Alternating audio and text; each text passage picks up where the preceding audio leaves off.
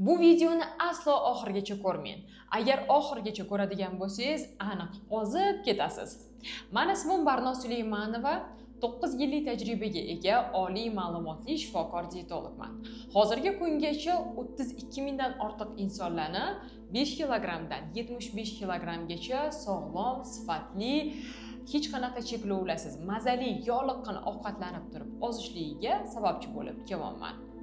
Bugun siz bilan 20 kilogram vazn tashlashingiz uchun muhim bo'lgan 5 ta qoidani o'rgataman. Birinchi qoida bu maqsad.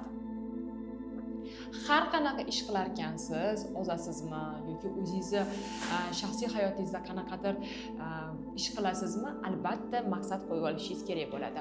Va bu maqsad ozish jarayonida eng muhim rol o'ynaydi.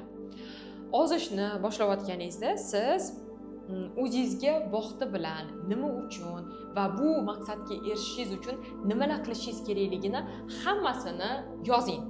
Daftarni ochasiz, bismillah deb, va unga bugungi chisloni yozasiz. Bugungi chislo bilan siz bugundan men ozishni boshladim va xudo xolasa aniq vaqti bo'lishi kerak. 3 oy davomida 20 kilogram vazn tashlashim uchun men to'g'ri ovqatlanaman, sport bilan shug'ullanaman, shu narsalarni qilaman deb yozasiz. Misol uchun, men ozishim kerak, men 10 kilo ozishim kerak degan narsa emas. Konkret maqsad bo'lishi kerak. Demak, vaqti 3 oy davomida qancha bu o'sha 20 kilogram va 20 kilogram 3 oy davomida vazn tashlashingiz uchun nimalar qilishingiz kerakligi hammasini yozasiz va o'zingizni irodangizdan kelib chiqib, misol uchun siz juda ham irodali, shijoatli, bitta narsani boshlaydigan bo'lsangiz, oxirigacha yetkazmasdan qo'ymaydigan bo'lsangiz, o'zingizni shijoatingizdan kelib chiqib 10 kilo, 15 kilo, 20 kilo, hattoki undan ham ko'p maqsad qo'ysangiz bo'ladi. Mana shularni hammasini yozdingiz. O'zingizni maqsadingizni qo'ydingiz. Demak, 3 oylik maqsad qo'ygan bo'lsangiz, o'zingizga 3 oy vaqt bergan bo'lsangiz, har bitta kunni yozasiz.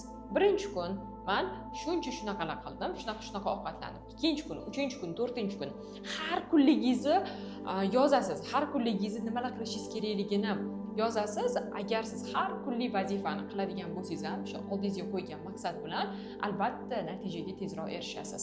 Ikkinchisi bu muammoyingizni ildizini toping. Misol uchun, sizda semizlik bor.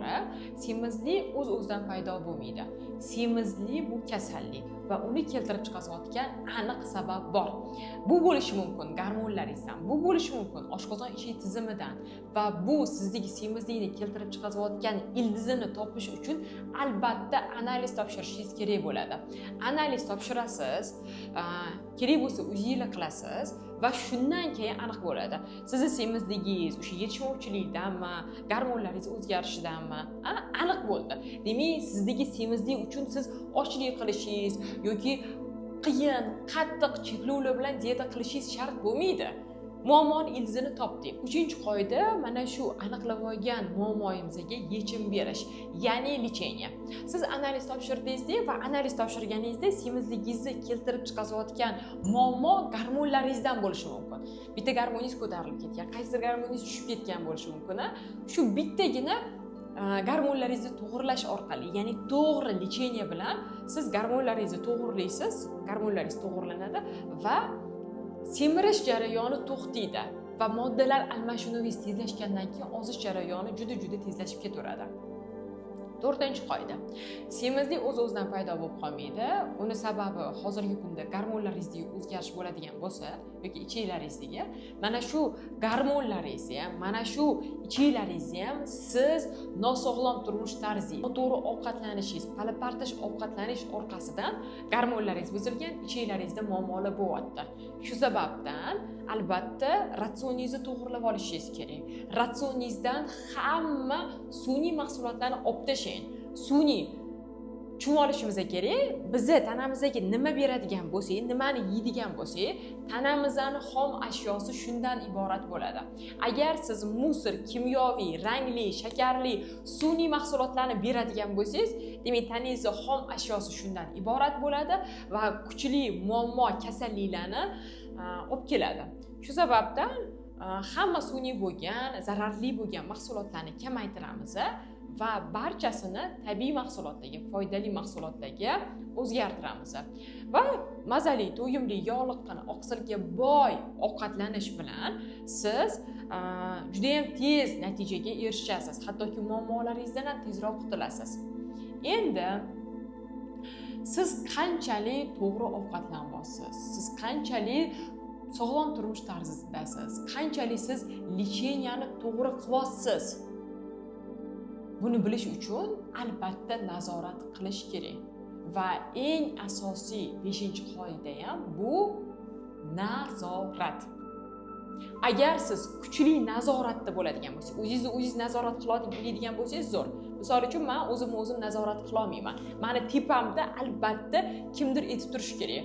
Ratsion qani yurganing, qani uning, qani lechening, u bu desa, men unga отчет ko'rsatib, demak, harakatda bo'laman. Agar siz o'zingiz nazorat qila olsangiz yaxshi, lekin 99% inson o'zini nazorat qila olmaydi. O'zini ayida, erta inning birinchi dushanba, yangi yil deydi-da, hozir qilishi mumkin bo'lgan narsani 3-4 yilga, hattoki bir umrga qoldirishi mumkin. Eng asosiysi, eng muhimi bu nazorat. Agar siz shaxsan meni kuchli nazoratimda, shaxsan o'zimdan semizligingizni keltirib chiqarayotgan muammoni ilzini topib, ya'ni analizlarni ro'yxati, unga yechim, ya'ni shaxsan o'zimdan lecheniyalar, kunlik menyular, retseptlar, undan tashqari kuchli nazoratimda bo'lib, 2 oyda 20 kilogramgacha vazn tashlashni xohlaydigan bo'lsangiz, yaqinda boshlanadigan mening ideal qomatim kursimga ro'yxatdan o'ting. 60 kun davom etadigan kursda siz meni kuchli, qattiq nazoratimda bo'lib, kompleks yondashuv bilan o'rtacha 15-20 kilogram vazn tashlaysiz. Kurs haqida to'liq ma'lumotga ega bo'lib, kursga qo'shilish uchun kommentariyaga plus belgisini yozib qoldiring.